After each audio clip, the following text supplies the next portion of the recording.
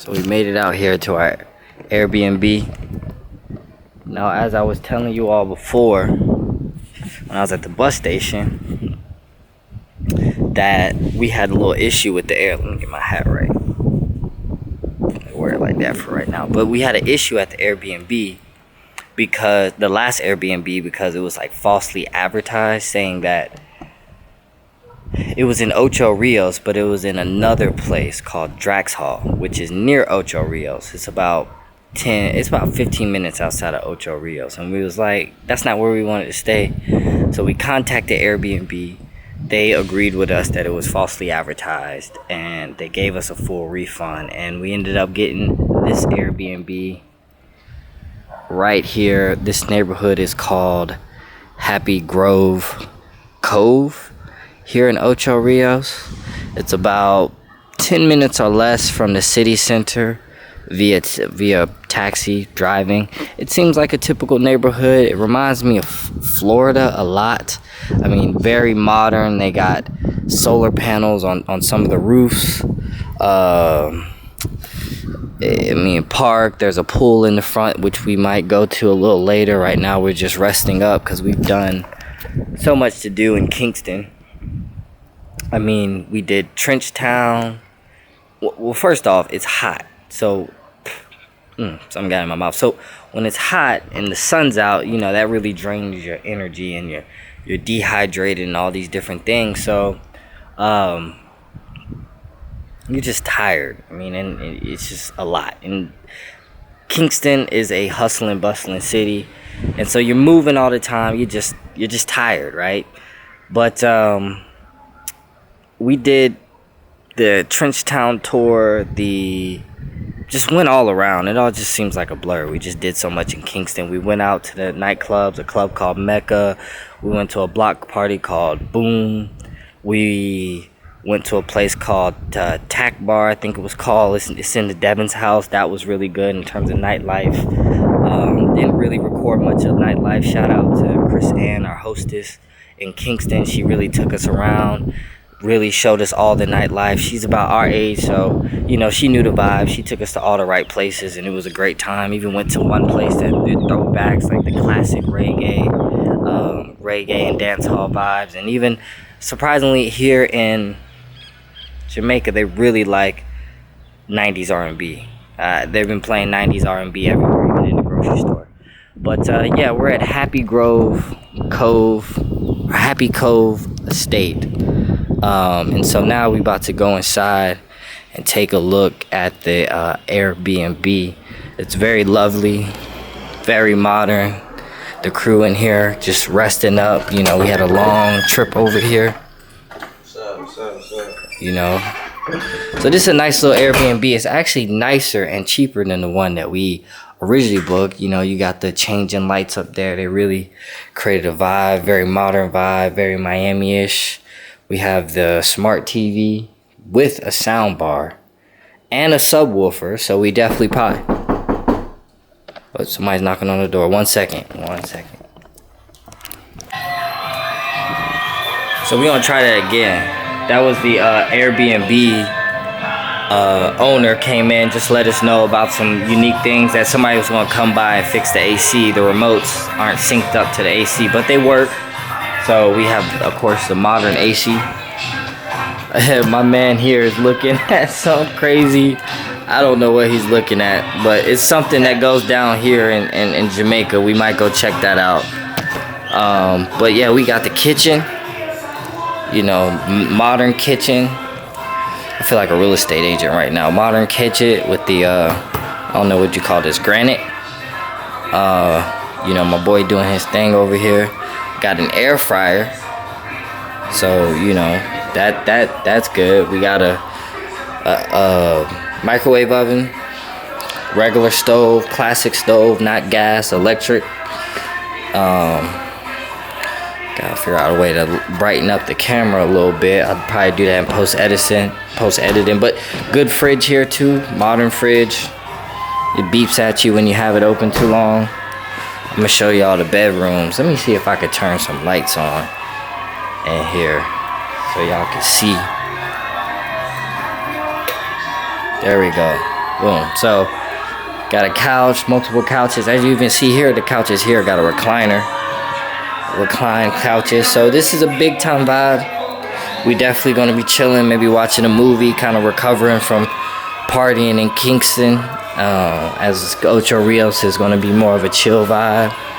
Let me take y'all back here to the master bedroom. My man Justin back here. Nice king size bed. Everybody got their own bathroom. You know, so here's one bathroom. You know, walk-in shower, overhead shower. You about to take a shower? Nah. You still trying to hit the pool maybe a little later? Sure. Bet. So we're gonna show y'all the pool later. Here's the other bedroom.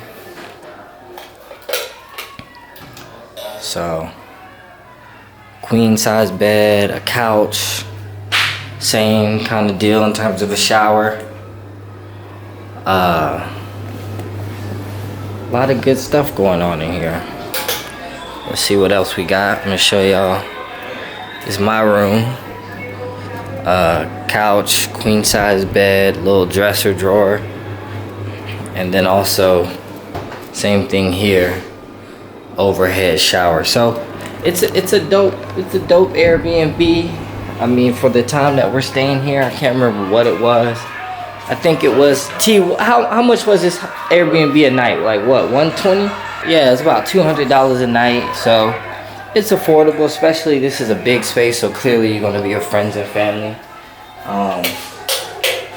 And just an extra little bathroom. I think they kind of use this more as storage. You even have a washing machine, place to wash some dishes. Some stuff for the pool and the beach. We're not too far from the beach. And then also we have this backyard as well. Now, this backyard is pretty dope. I've been out here earlier today when we first got here. So, let me not let the AC out. So we're here. The back porch.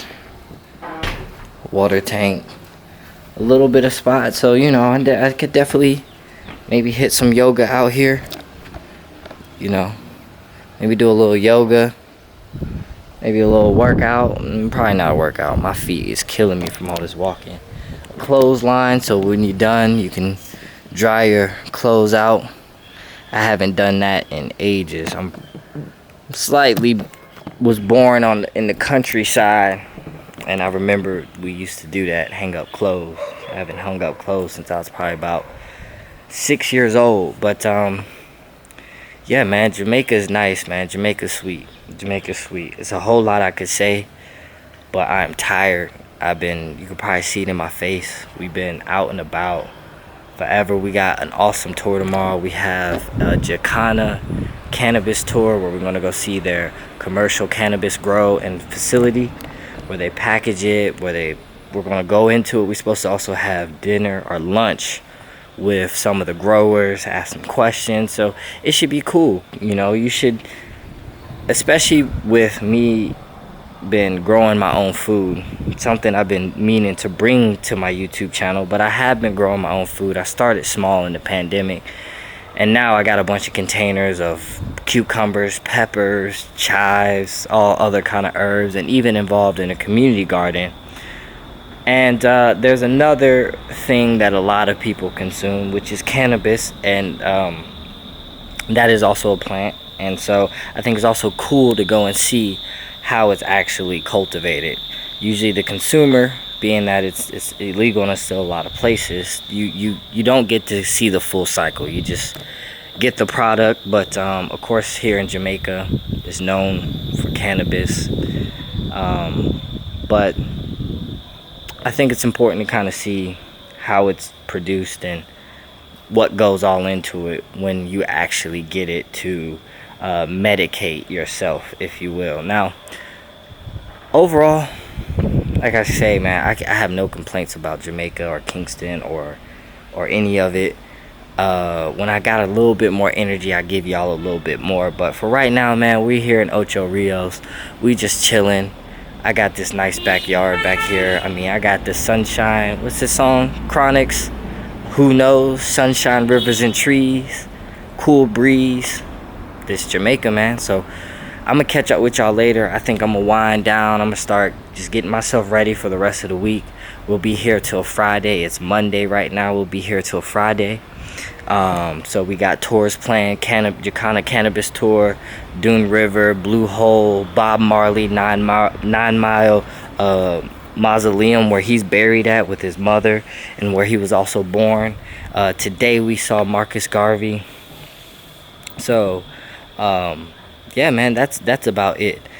So I guess maybe I got a little bit more energy to ramble just a little bit more. Now, first and foremost, I'm definitely going to look to vlog more in Ocho Rios. Why? Because it's just not as hustle and bustle. It's a little bit more tourist friendly. And I didn't really care to be carrying around a camera and trying to record everything in Kingston. And I did the best that I could. Especially in the fact that I wasn't really sure if I was going to vlog this experience. But man, we started doing some really amazing. I mean, everything we did, every conversation we had was amazing. I wish I could record it all. But look, part of it is you just got to come out here and experience yourself. So any way I can guide in that, in terms of maybe doing a little of the things that are off the beaten path that you don't quite always hear tourists talking about doing, if I can assist in that, if my videos that I put together, you know, which is really a hobby for me, and it's more so for me and my friends to share at a future date and show people, show our family, and also potentially our future kids.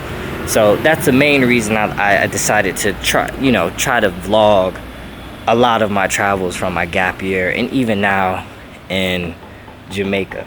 So, but one other thing that I will share with you, one other little conversation, one other little thought that I will share with you thus far of my time being here in Jamaica. Now, there's one other thing that I'll share with you guys while I got you here in this nice, beautiful backyard here in Ocho Rios, where I got the sunshine, rivers, and trees, and cool breeze here in Jamaica, sweet Jamaica, as some people call it. Now, Jamaica is definitely sweet. It's a great place.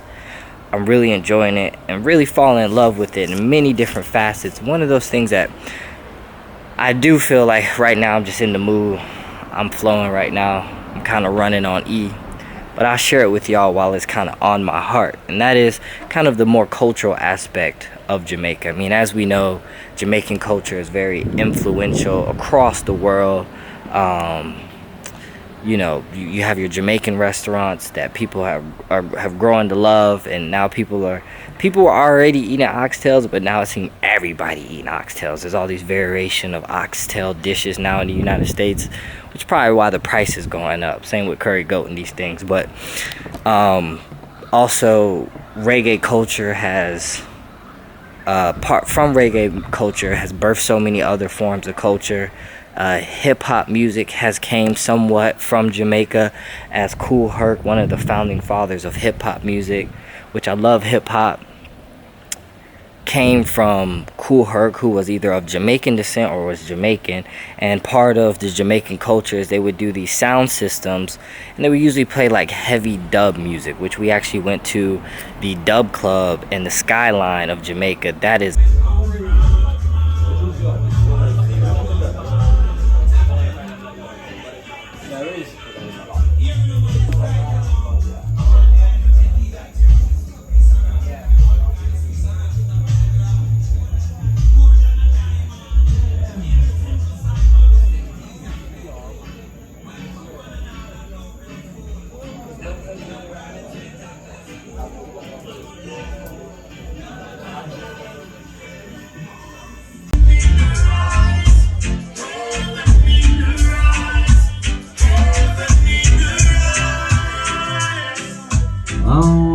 selector Gappy Ranks anyway there. Chris Peckins, yo. UK family.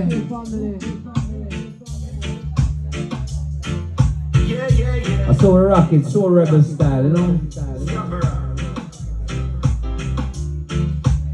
I seen heaven. In Washington, bless upon him one, yeah. Blessed be his holy name. From me traveling on the right road, not the left road, not the wrong road.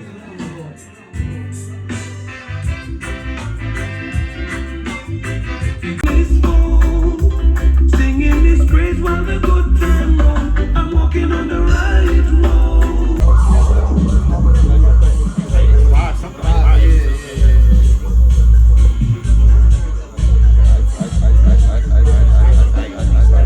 Skyline of Jamaica. That is an awesome cafe place.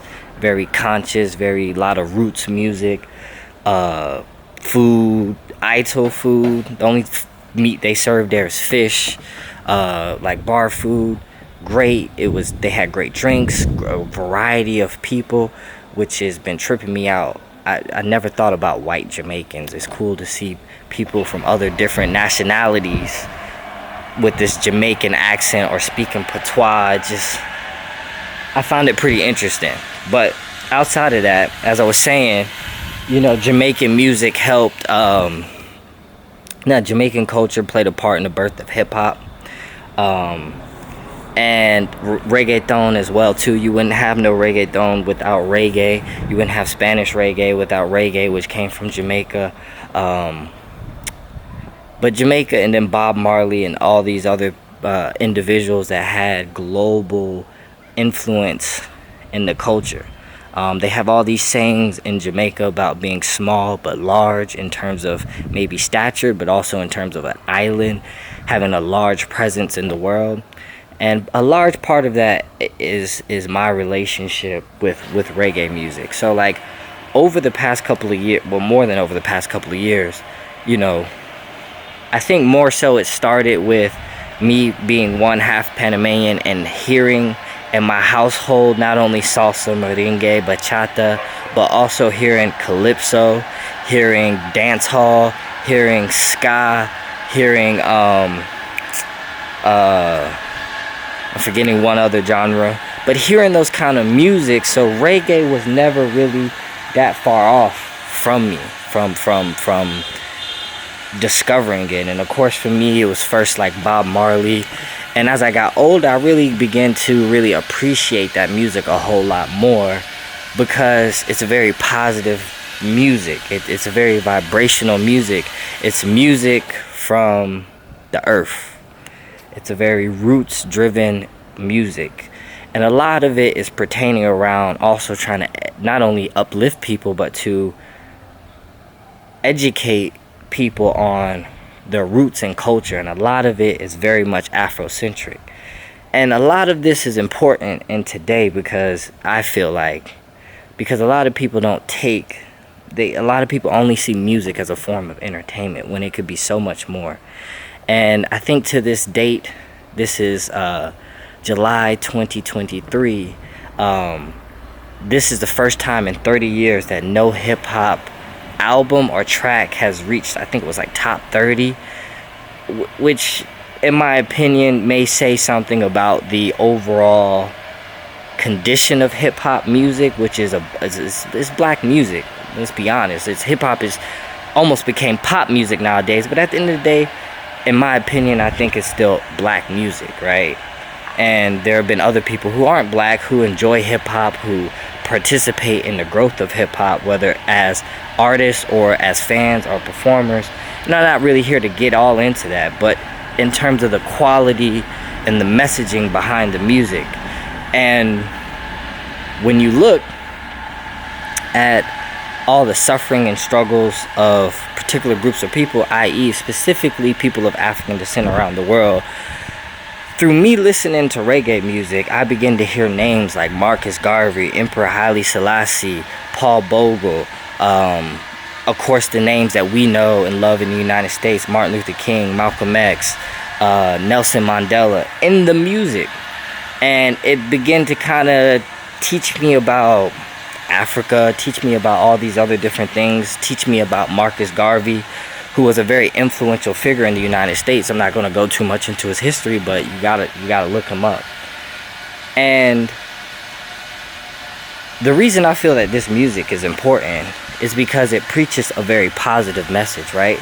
I'm not saying that the music, other music that's out there isn't worth listening to. There's a time and a place for everything, but under some of the conditions that a lot of us find ourselves in, I feel like there's a message in the music that could not only alleviate, but to lead to some sort of progression, a level of consciousness that you don't typically get in the United States. And so sometimes, in my opinion, I feel like reggae music speaks a lot to black liberation.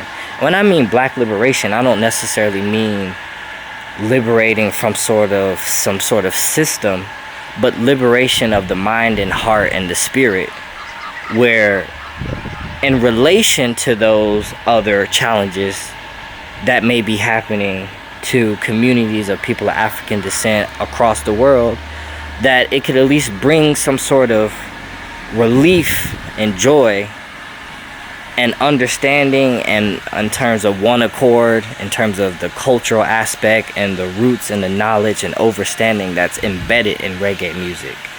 And I say all of this to say that in my own personal experience, the things that I have gotten out of reggae music has been tremendous. It's taught me a lot about myself. It's taught me a lot about my culture. It's taught me a lot about roots. It's taught me a lot about African roots and more African-centric mindset. Like just now, we came from Marcus Garvey's house that he was born in. I would have never had known who Marcus Garvey was had it not been for reggae music, because they don't teach him in school.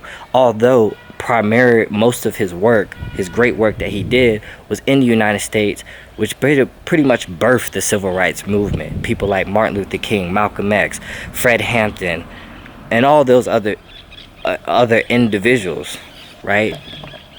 And so I say most of this to say that I know sometimes when it comes to reggae music, people say, oh, I can't really understand what they're really saying, or the beat sounds the same. But it's like they're constantly looking, and you can dance to reggae music, don't get me wrong, you can really get into a trance. And so I always found it interesting when there's reggae concerts, and I go to these reggae concerts, and I kind of look at the demographics. And when it comes to reggae music, it's all one love, it's all peace. But I always thought in my head that, especially in America, that there would be a gravitational pull to such a kind of music that comes with things that I feel are somewhat vital to the soul, to help you to press on or continue on in what they would call Babylon system, right? But for whatever reason, I don't see, people, I rarely find people who actually like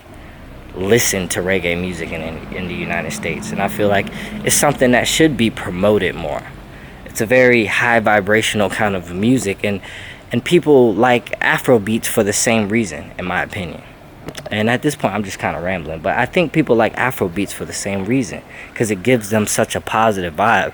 But Afro beats in and of itself is also kind of, people look at it as a chill thing, a vibe thing, But in reggae music, and some of the reggae legends and interviews I've seen with Bob Marley and some of the other people, like, it's meant to make people conscious of their roots and culture and move them towards a more positive, unified place.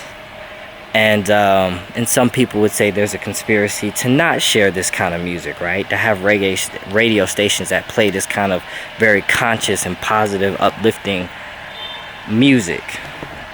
So, if you're looking for something new, I have a playlist that I put together. I'll put it in the description below if you guys are really interested in it. But, I know this is a long-winded kind of little rant in the backside of my Airbnb. But, man, if you guys agree, let me know what you think in the comment music. I'm tired. Let me know what you guys think in the comments, man, about, maybe your appreciation for reggae, or maybe not knowing much about reggae music and don't really know who to listen to, or maybe you're interested in some of the more spiritual or cultural or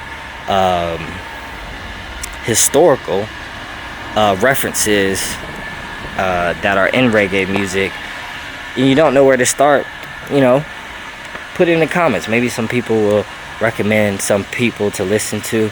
Of course, some of my favorites are Bob Marley, Gregory Isaac, Samurai is more newer. Of course, you got Chronix is more newer. They make a lot of good conscious music. You got man, it's so many people. Who else? You got Peter Tosh. You got Bunny Wailer, who Bob Bunny and Peter Tosh were the original Wailers. You have Garnet Silk. I really like Garnet Silk. You got Rash Shiloh. He makes good music. But yeah, it's all pretty good, man. But anyway, I'm gonna catch y'all later, man. I'm getting tired. I'm about to lay it down, and I look forward to showing y'all more tomorrow. Peace.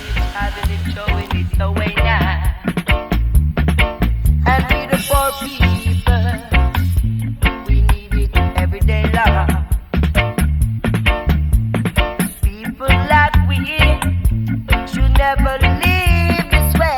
Oh no, no, no. People without unity, they are no strength. Let's live in unity now. That's what we need.